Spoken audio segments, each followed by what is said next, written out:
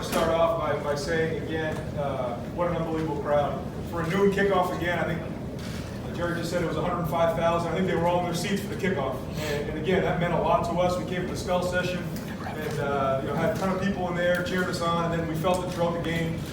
And I know that for any team coming in here, that can be overwhelming. And feeling Buckeye Nation again was really important for us. And again, couldn't be more thankful for the students and for everybody who showed up today. So I think that really got us going early in the game. We started fast, and then I think we were able to sustain it throughout the second half. We'll open up questions over to the right. Austin? Ryan, at one point you called last week kind of just a funky game.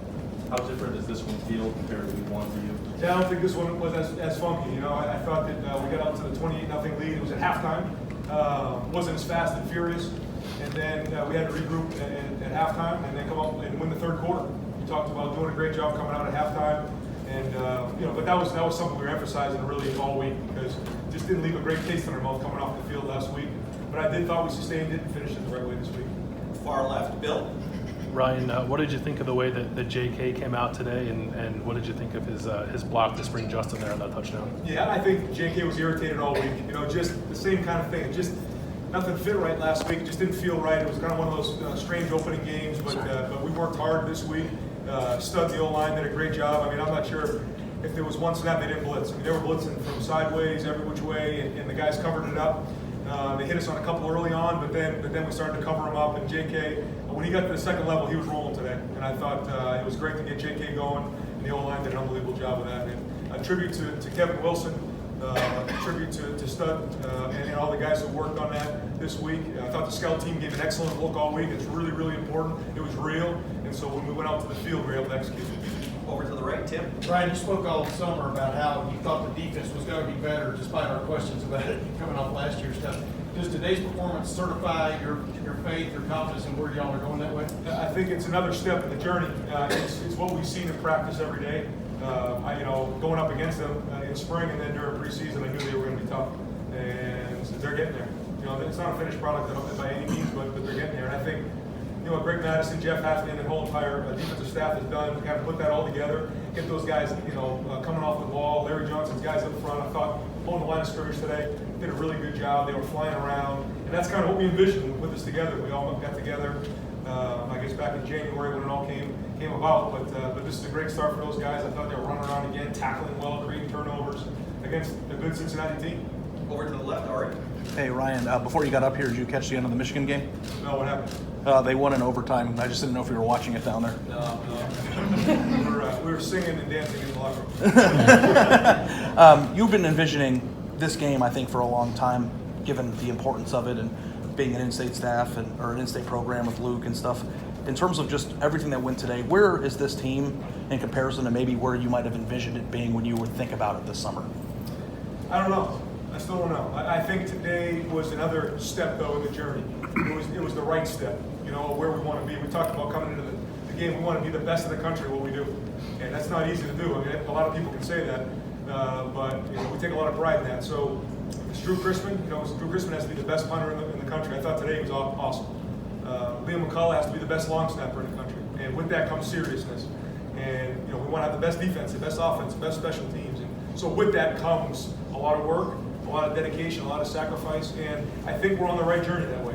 But we're going to conference play next week, and we have to start all over again. Because when you come into the game, so much comes into it preparation-wise, physically, emotionally, mentally, to make sure you execute what you need to execute on Saturday. And so we have to start that journey again. Every game in college football, to me, every week is a whole new season. And so we have to keep building on this. But I thought it was good to get some depth in the game again in the second half and see those guys play and fight all the way to the end. Over to the right, Jared. Hi, Ryan. You mentioned this week that you thought one of Justin's best plays last week was him throwing the ball away after a quarter defender in his face. Was there a moment today that maybe would be off our radar that you saw him make that gave you hope for where he's going? There were actually a few, but the one offhand was in the second drive when we got the ball back. We're in the red zone. We called a play action pass. We were expecting man coverage. We did not get man coverage. And they played zone, and there was no way for him to go. He stuck his foot on the ground and scored a touchdown on the run. And his ability to do that for us is kind of the X factor. Because if it's there, we take it, and we're pretty efficient throwing the ball right now, which is good. We've got a long way to go, but we're getting there. But then his feet are the X factor. And if if he can just keep us on schedule, we don't even scramble for 80 yards, but if he can turn a 1st and 10 shot into 2nd and 6, that keeps this offense on schedule. And the only time we really got ourselves off schedule was the holding call. I think in the first drive we were rolling, and that's kind of what happened to us the week before. But then from then on, I don't think we had any more holding calls, and so we got ourselves in rhythm. But overall, I thought it was a solid performance, but another step in his progression. Over to the left, Doug.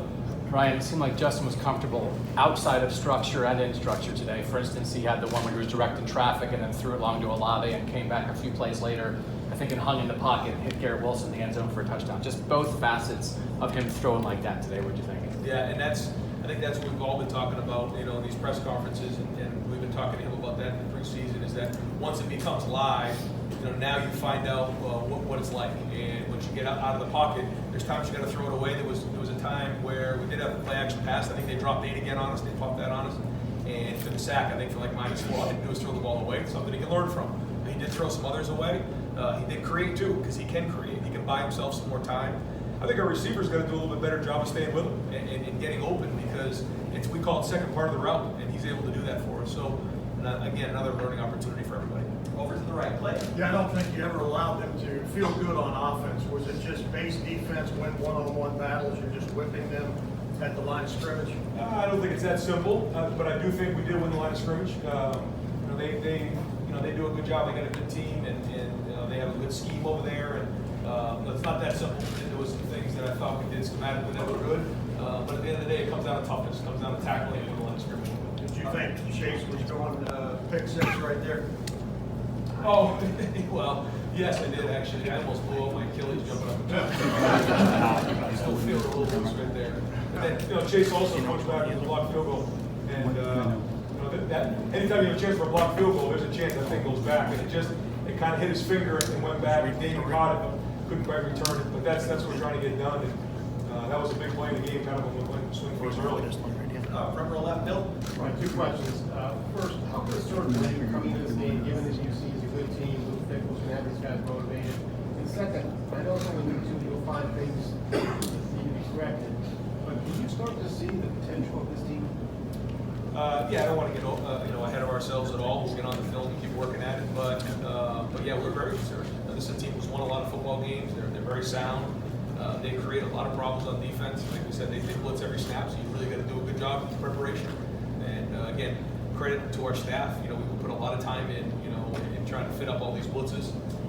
But yeah, we were concerned. I do think though this team has a chance. But the goal is to be 1-0. And I know, again, I say that all the time. It sounds cliche, but you can't get ahead of yourselves. We got to enjoy this win and then on to Indiana.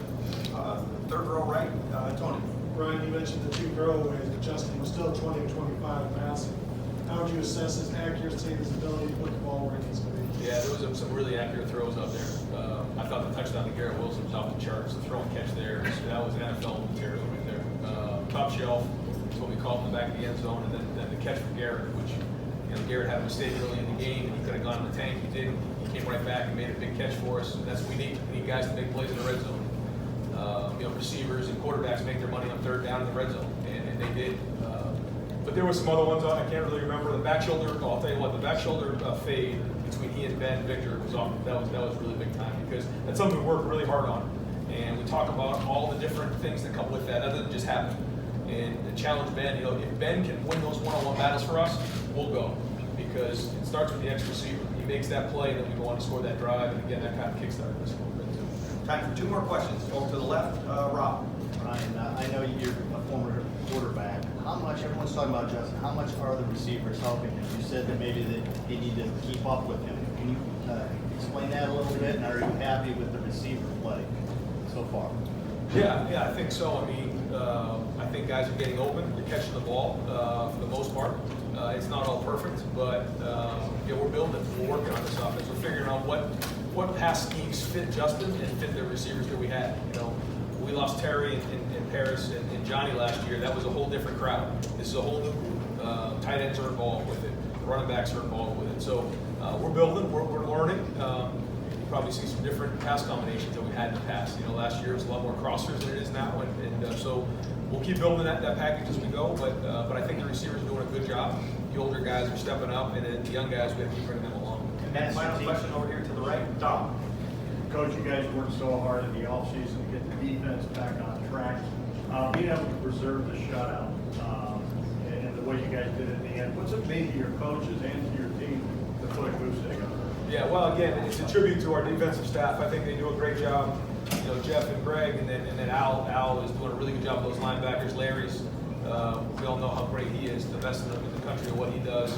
And Matt Barnes helping out, you know, in the back end as well. And those guys, to me, put together a great game plan. But they're preaching fundamentals, they're preaching technique, and they're preaching running the ball, pursuit, tackling, and the guys are doing it. But the challenge was that last week when some of the depth got in there, they went right down the field and scored on us, and that didn't sit well with those guys. So the challenge was to not let them score, and they got good teams, and they're a good team, and they got good players, and so they went right down the field. But to strip the ball out on the 1 yard line shows that we got a backbone, shows that we're going to keep fighting, and I thought that was a good sign for the defense. Coach, thank you very much.